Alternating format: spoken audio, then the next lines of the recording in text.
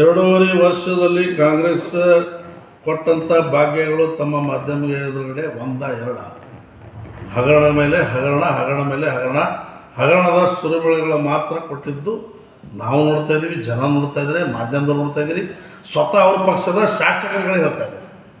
ಇದ್ರ ಬಗ್ಗೆ ಇನ್ನೇನು ಹೇಳಬೇಕು? ಇನ್ನು ಹೊಸದೊಂದು ಬಂದಿದೆ.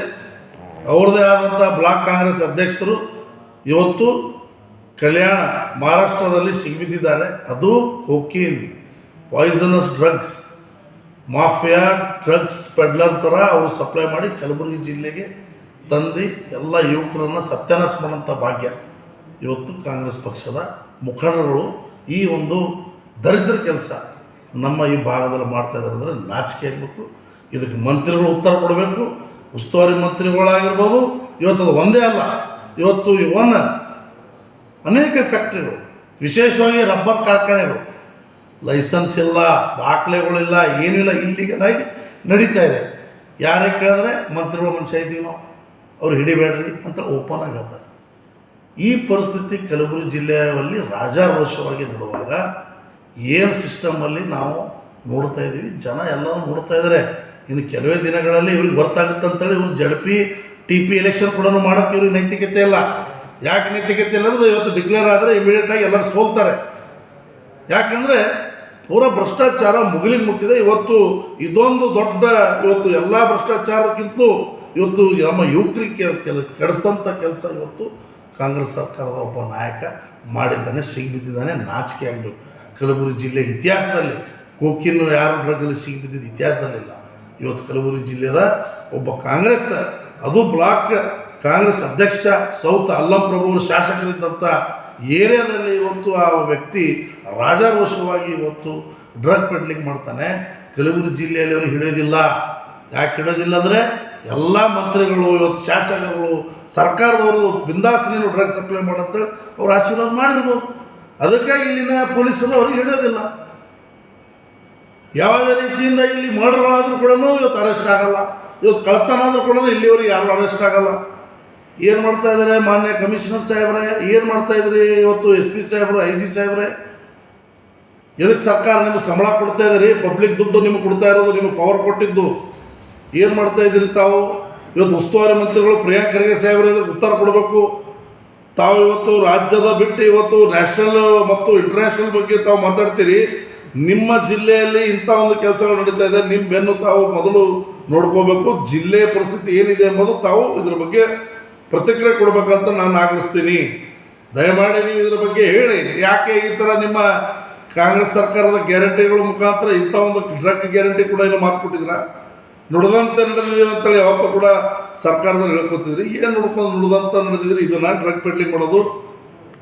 ಬೇರೆ ಬೇರೆಯವರ ಬಗ್ಗೆ ಮಾತಾಡೋಕ್ಕೆ ಭಾಳ ಈಸಿ ಬರುತ್ತೆ. ಇವತ್ತು ನಿಮ್ಮವರೇ ಇದು ಕೆಲಸ ಮಾಡಿದ್ದಾರೆ. ಉತ್ತರ ಕೊಡಿ. ಯಾವ ಶಿಕ್ಷೆ ಕೊಡ್ತೀರಿ ಅವರಿಗೆ? ಯಾವ ಉನ್ನತ ಮಟ್ಟದ ತನಿಖೆ ಮಾಡ್ತೀರಿ? ನಾಚಿಕೆ ಆಗಬೇಕು. ಇವತ್ತು ಇಂಥ ಒಂದು ಸರ್ಕಾರದ ವ್ಯವಸ್ಥೆ ಇವತ್ತು ನೋಡೋಕ್ಕೆ ನಮಗೆ ಸಿಗ್ತಾ ಇದೆ ಅಂದರೆ ಇವತ್ತು ಅದಕ್ಕೆ ಇವತ್ತು ಕಲಬುರಗಿ ಜಿಲ್ಲೆಯಲ್ಲಿ ಇವತ್ತು SSLC ಫಲಿತಾಂಶ ನೋಡಿದಿರಿ. ನಾವು ಎಲ್ಲ ರಾಜ್ಯದಲ್ಲಿ ಲಾಸ್ಟ್ ಪೊಸಿಷನ್ ಇವತ್ತು ಯಾರ್ದಿದೆ ಅಂದರೆ ಕಲಬುರಗಿ ಜಿಲ್ಲೆದಾಗಿದೆ. ಇದಕ್ಕೆ ಉತ್ತರ ಬಹುತೇಕ ಇವೆಲ್ಲ ಡ್ರಗ್ ಪೆಡ್ಲಿಂಗ್ ಮಾಡಿ ಇವತ್ತು ಹಾರ್ಟ್ ಅಟ್ಯಾಕ್ಗಳು ಆಗ್ತಾ ಇದೆ. ಇವತ್ತು ಅನೇಕ ಜನರು ಇವತ್ತು ಮೆಂಟಲ್ ಆಗ್ತಾ ಇದ್ದಾರೆ. ಇವತ್ತು ಅನೇಕ ಜನರು ಇವತ್ತು ಡ್ರಗ್ಸಿಂದ, ನಶೆದಿಂದ ಇವತ್ತು ಪ್ರಾಣ ಕಳ್ಕೊತಾ ಇದ್ದಾರೆ. ಇದಕ್ಕೆ ಯಾರು ಜವಾಬ್ದಾರಿ? ಯಾರು ಹೊಣೆಗಾರರು? ಸಂಪೂರ್ಣ ರಾಜ್ಯ ಅಲ್ಲ, ಇವತ್ತು ದೇಶದಲ್ಲಿ ಎಲ್ಲೇ ಕೂಡ ಇಂಥ ವ್ಯವಸ್ಥೆ ಇದ್ದರೆ ಇದಕ್ಕೆ ಕಡಿವಾಣ ಹಾಕಲ್ಲಿ ನಾವು ಮುಂದಾಗ್ತೀವಿ. ನಾವು ಅಷ್ಟೇ ಅಲ್ಲ, ಎಲ್ಲ ಪಾರ್ಟಿದವರು ಇವತ್ತು ಪಕ್ಷಾತೀತವಾಗಿ ಇದರ ವಿರುದ್ಧ ನಾವು ಹೋರಾಟ ಮಾಡಲೇಬೇಕು. ಇಲ್ಲವಾದರೆ ಇವತ್ತು ನಮ್ಮ ಯುವಕರ ಪರಿಸ್ಥಿತಿ ಯಾವ ಮಟ್ಟಿಗೆ ಹೋಗುತ್ತೆ ಎಂಬುದು ನಾವು ನೋಡೋಕ್ಕಾಗೋದಿಲ್ಲ. ಅದಕ್ಕೆ ನಾನು ಸರ್ಕಾರಕ್ಕೆ ಇವತ್ತು ನಿಮಗೆ ನಿಜವಾಗಲೂ ನೀವು ಮಾಡಿದಂಥ ಕೆಲಸಕ್ಕೆ ಸ್ವಲ್ಪ ಆದರೆ ಮಾನ ಮರ್ಯಾದೆ ಇದ್ದರೆ ಕೂಡಲೇ ಇಂಥ ಕೆಲಸ ನಡೀತಾ ಇದೆ ಅಂದರೆ ರಾಜೀನಾಮೆ ಕೊಟ್ಟೆ ನೀವು ಯಾವುದೇ ಕಾರಣಕ್ಕೆ ಮುಂದುವರಿಬಾರ್ದು. ಇಲ್ಲಿ ನಾವು ಮಾಡಿದಂಥ ಕೆಲಸಗಳು ಇವತ್ತು ವಿಫಲ ಆಗಿದೆ ಅಂತ ಒಪ್ಕೋಬೇಕಾಗುತ್ತೆ. ಇವತ್ತು ಸ್ಯಾಂಡ್ ಮಾಫಿಯಾ ಇವತ್ತು ಯಾರೂ ಅರೆಸ್ಟ್ ಆಗಲ್ಲ. ಒಬ್ಬ ಸಣ್ಣ ಆಫೀಸರ್ ಕೂಡ ಸಸ್ಪೆಂಡ್ ಆಗಲ್ಲ. 165 ಕೋಟಿ ಹಗರಣ ಆಗಿದೆ ಅಂತೇಳಿ ಜಿಲ್ಲಾಧಿಕಾರಿಗಳನ್ನೇ ಸ್ಟೇಟ್ಮೆಂಟ್ ಕೊಡ್ತಾರೆ ತಂಡ ರಚನೆ ಮಾಡಿ. ಆದರೆ ದುರ್ದೈವ ಯಾರ ಮೇಲೂ ಕೂಡ ಒಂದು ಕೇಸ್ ಆಗಲ್ಲ. ಒಂದು ಸಣ್ಣ ಅಧಿಕಾರಿಗೂ ಕೂಡ ಇವರು ಸಸ್ಪೆನ್ಷನ್ ಆಗಲ್ಲ. ಇದು ಆಡಳಿತ ಕಲಬುರಗಿ ಜಿಲ್ಲೆಯದು.